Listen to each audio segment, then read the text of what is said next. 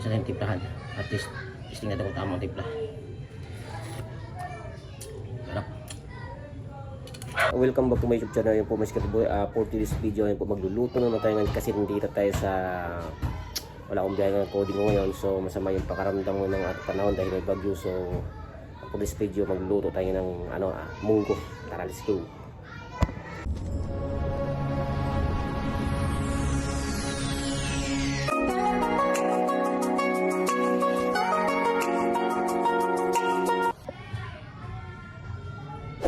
Munggo tayo, Mas Katiboy. Munggo. Yan, saan natin. Ayan po. So, tingnan natin yung yan, pinapalambot na tayong munggo. Ayan, luto na. So, magigisa na tayo.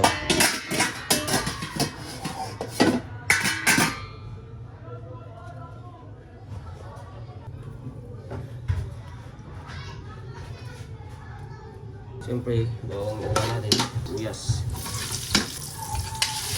Yan, lalo design natin yung design ng balay.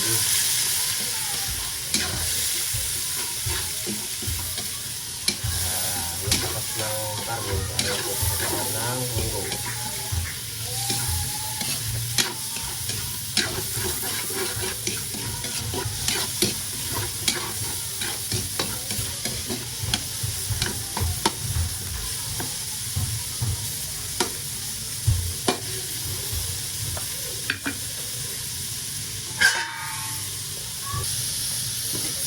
So ito na sir boy, kapag munggo ko, naano ko siya, no? Dinuduro ko siya para masarap talaga. Ayan ako munggo. Sarap kasi pag ano,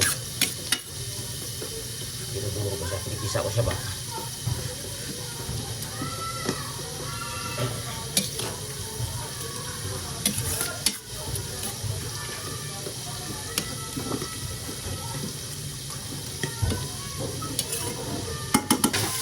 Isa-isa.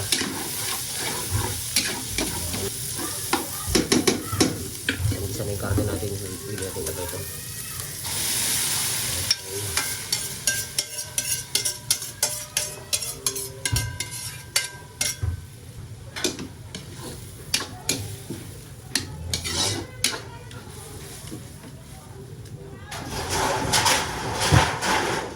Laglag na.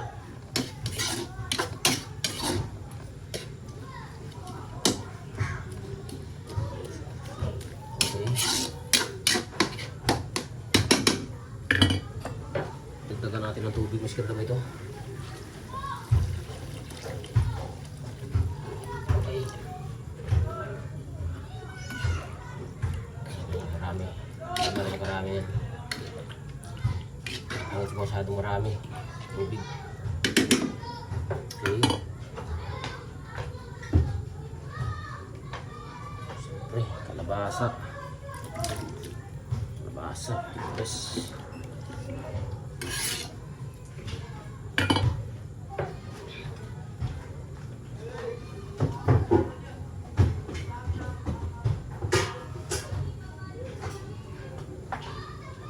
Asin.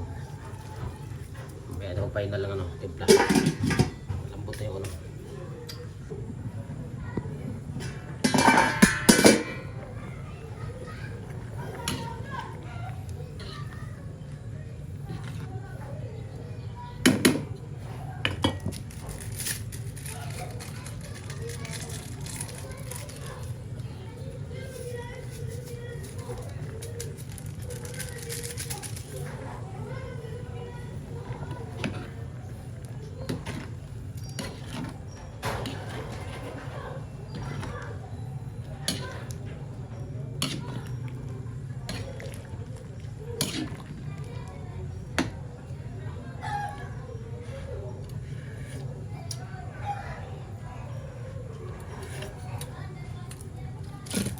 may nagkakabate.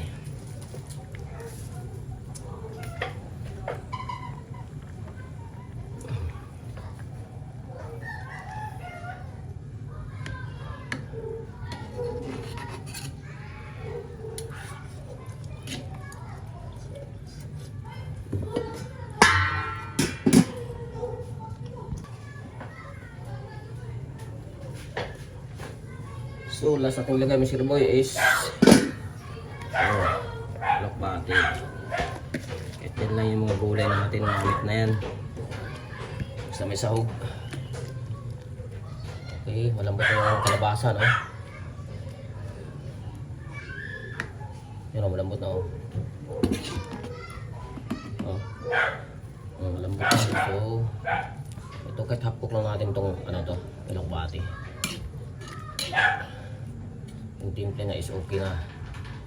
Ilagyan natin ang cubes yun, no?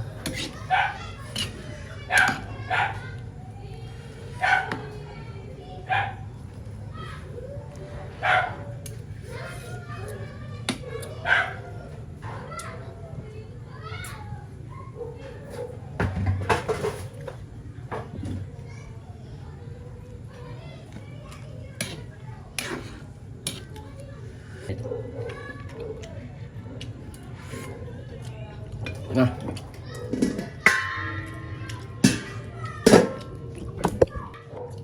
Ayan na yung ating munggo, no? Simple na munggo lang yan. Kalabasa, alokbati, at saka sahog na sahog. Namit. Yun, no? Hindi na yan.